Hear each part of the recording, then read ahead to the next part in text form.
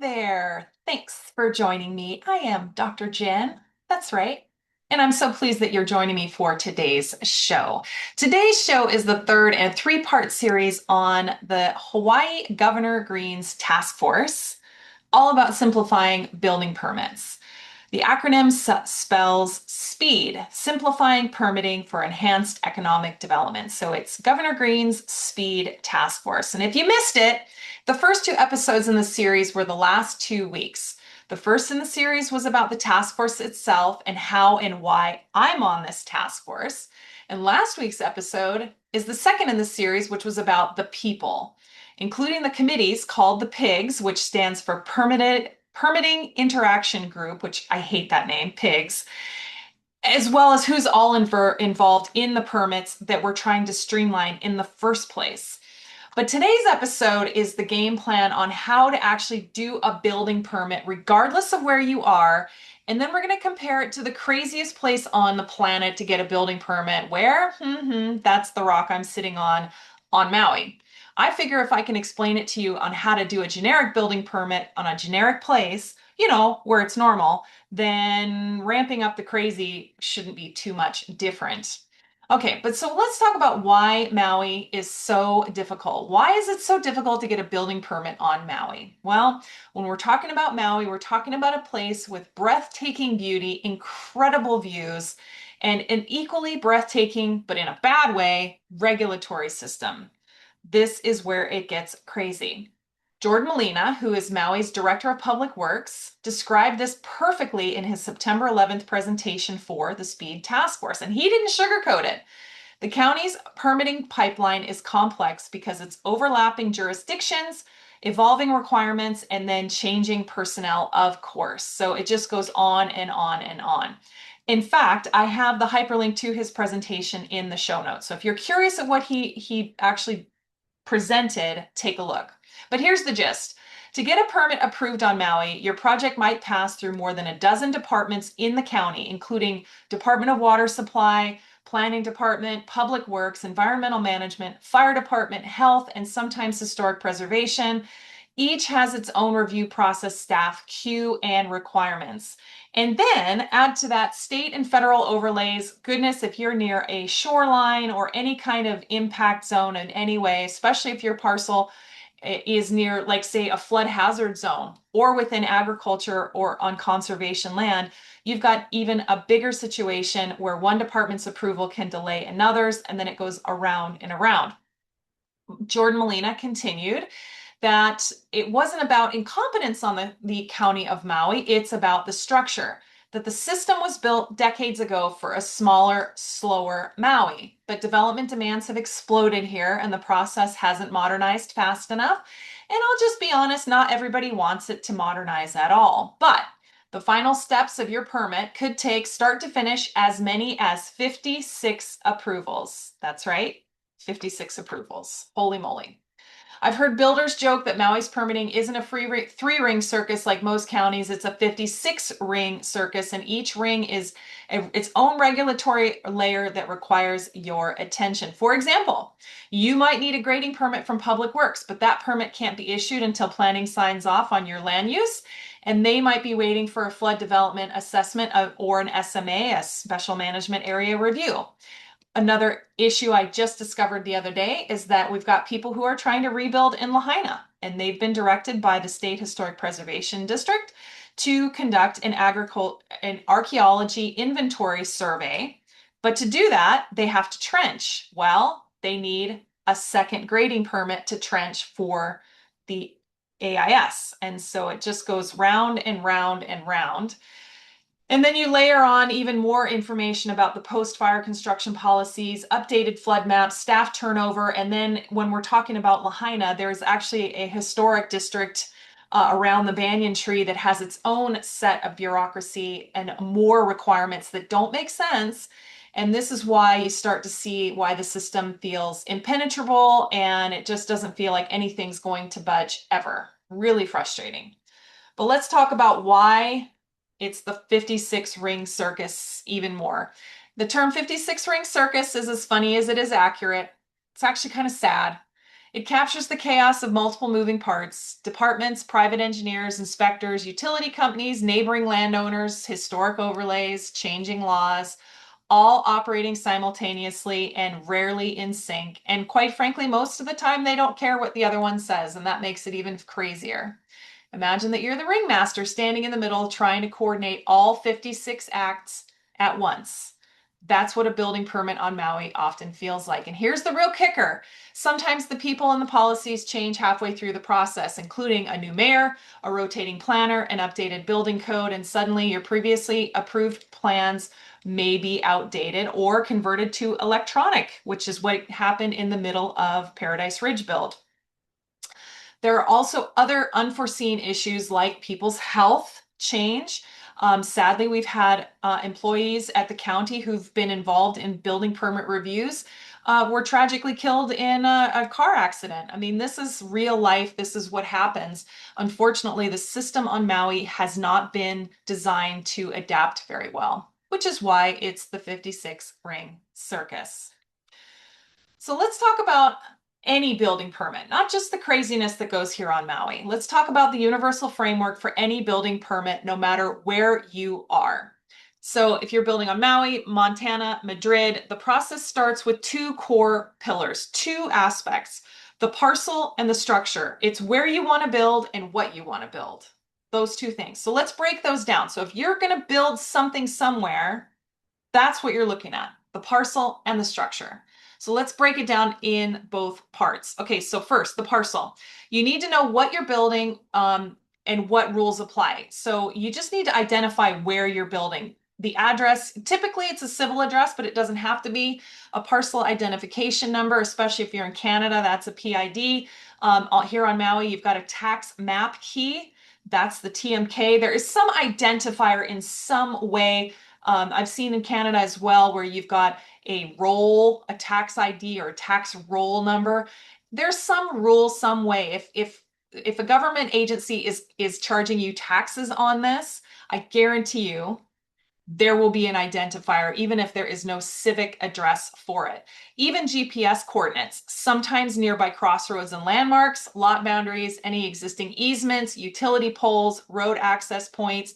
Sometimes it's just a point on a map and it says, oh yeah, this is this part east of lot 4, whatever it is. But the whole idea here is you've got to have some way to identify the parcel that you want to improve.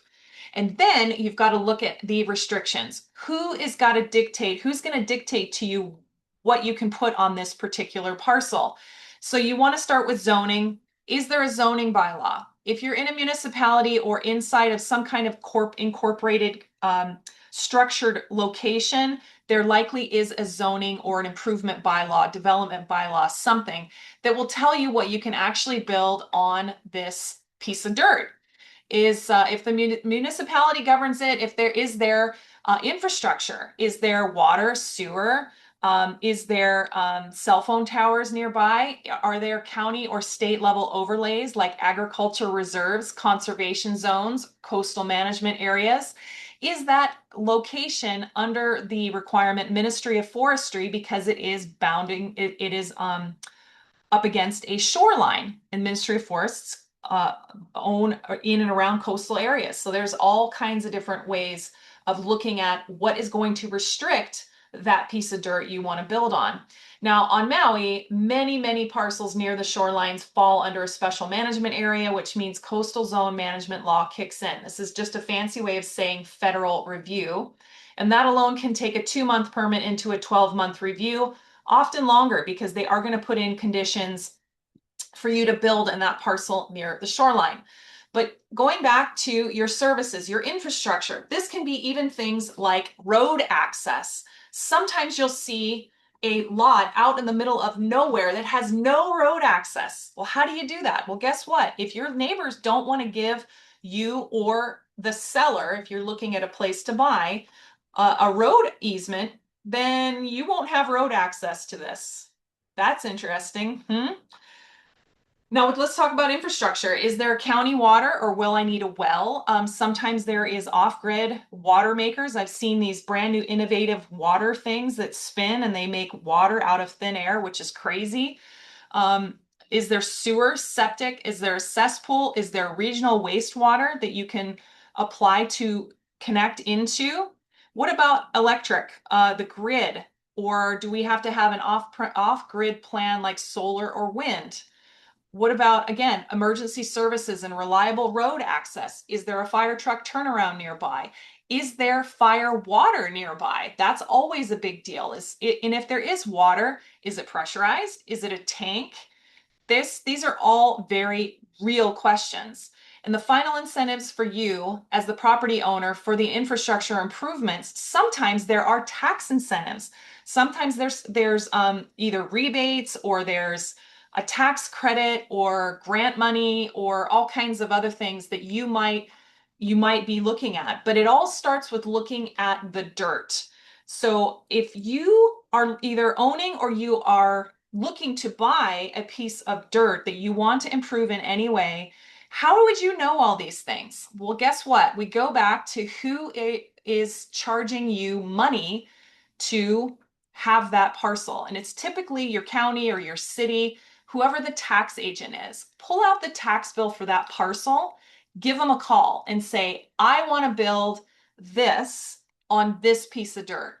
And I guarantee you that will start the conversation of who you need to speak with and what will be involved. That will start that rabbit hole. So that one was all about the dirt. Now let's talk about what you want to build, the structure, okay? Is this going to be a living space?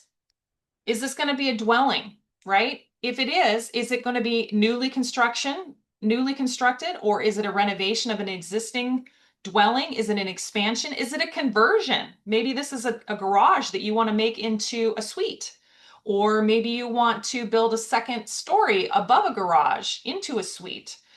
If it's not going to be a living space, what is it that you're building? A garage, a barn, a workshop, a storage structure? What is it? And then the next question that's come up, especially after the Lahaina fires, is this structure permanent or temporary? This has happened a lot because of the tiny homes.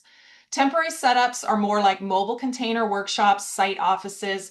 They often have lighter permitting requirements, but permanent dwellings quick off structural, fire, plumbing, and electrical reviews along, most important, with health and safety, and that's water and sewer.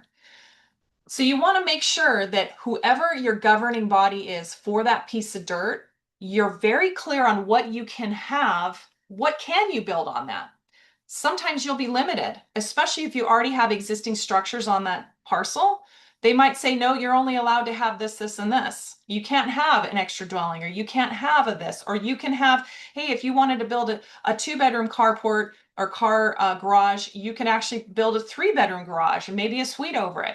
Most of the time, if you start asking questions, and especially if you end up making an appointment with the reviewers, they will walk you through, but you got to have an idea of what you'd like to do and what problem you'd like to solve. Remember, if you are pursuing a building permit, this is not going to be easy, fun, or cheap. It's going to be stressful regardless of where you are. Even if your building permit only takes a week or two to get approved, you still are going to have to talk to people about what you want to do and how you want to do it. And then the financing and how you're going to pay for it all is a completely separate story. I'm not even going to go there in this one, but let's talk about the stuff that you can't see coming, the wild cards. Even with the best framework, you'll inevitably face surprises, people, policies, property dynamics that shift midstream. And it could be when you least expect it. And it could be weird stuff like random texts that you have an incoming ballistic missile like we had received in Hawaii 8 years ago. Or maybe you have weather or something catastrophic has happened at a nearby factory of some kind. There is stuff that you just can't anticipate. You don't see it coming. But let's talk about some of those and how you can try to anticipate them, but really it's all about your adaptability. Some of this we've already talked about. This is okay. People first. Elected officials might change, and they often do change. Department staff relocate, people go on maternity leave, your favorite plan reviewer retires, and suddenly you're explaining your project from scratch. And of course, you've got new people and new interpretations, new ideas. The relationship building starts over. You've got to treat your planners, your inspectors, and your administrators as your teammates and not obstacles. In fact, during the Paradise Ridge build, one of my superpowers was calling up whoever I was working with. Even if I was super frustrated with them, I would say, educate me on the process. Educate me on how this works. What should I be doing here? What are you waiting on me? Do you need a letter? Do you need a check? Do you need what is it that you need from me? What can I expect next? And they knew that I'd be standing by and they knew I would follow up. And that's how I got it through. But it's not just about the people, it's also about policy. Local ordinances can change without fanfare, shifting zone boundaries or density limits. Bylaws do and can update. Environmental amendments or even ownership transitions can change the game overnight. Make sure you're paying attention because new codes and new policies and new bylaws and new things change. Is there a public hearing going on in your neighborhood? Are you paying attention? This all impacts policy change. Now I'm going to bring up something unforeseen that occurred in Richmond, British Columbia. This is in Greater BC, Greater Vancouver. The Cowichan First Nation, for example, overnight changed in governance and transformed who had land use authority. This was quite disruptive and still to this day remains very disruptive on private land ownership that now belongs to First Nations. This is still a developing event, and this is something that nobody could have anticipated. On Maui, shoreline setback updates and post-fire emergency regulations have very similar and unforeseen effects. In fact, the latest on Maui is that the FEMA money, the Federal Emergency Management Agency that was funding everyone that was a fire survivor to live in housing, is stopping. It's stopping in 45 days or less. If that isn't out of the clear blue sky, I don't know what is. That is really a really unforeseen development that people are really struggling with. You've got to be able to be adaptable, even in the light of tragedy. I just wonder when this is going to be actually over. I don't really know, but there is one strategy. I've used it. It worked for me, and that's with my with my detailed superpowers. You keep meticulous records. Save every email, timestamp every approval, archive every drawing version. Just have every conversation you have with people, especially as you're going through building permits and things get changed and things get shifted and people don't respond. Make sure that you are following up in writing. And then if something changes later, you have documentation to protect your position that you did everything you possibly could to keep things going.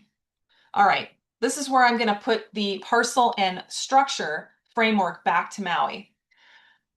So if you wanted to do a building permit on Maui, you go online to the County of Maui Maps system. Now I have this link of, if you want to see what Maps looks like, go to the show notes. There is a link to Maps in the notes there. So you can see it. It's the official zoning and parcel tool. You enter the parcel number or the civic address, and you can review zoning, flood zones, SMA overlays. You can see all kinds of things. But that's not the only resource. I'm going to throw another one in at you.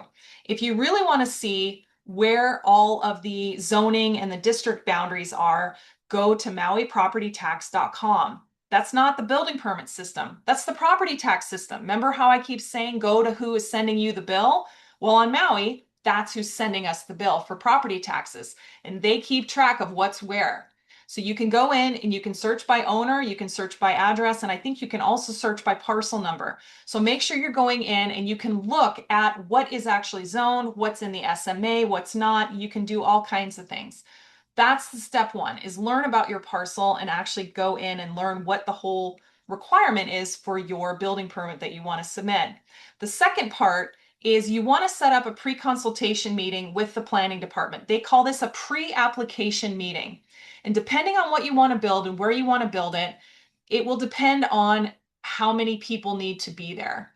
I've got a client who is in the SMA, and we have got quite a few people that are making some very interesting decisions that are going to be at this meeting coming up for a pre-application appointment. But you use that session to confirm what departments will review your project, what the next steps are for you, and what they can expect. And that's before you hire anybody. Don't hire a draftsman and an architect and get it going before you have this pre-application meeting. Because at that meeting, they may say, hey, I know you want to build this, this, and this, but you're only allowed to build one of those because of whatever reason. Okay? So that's the second step.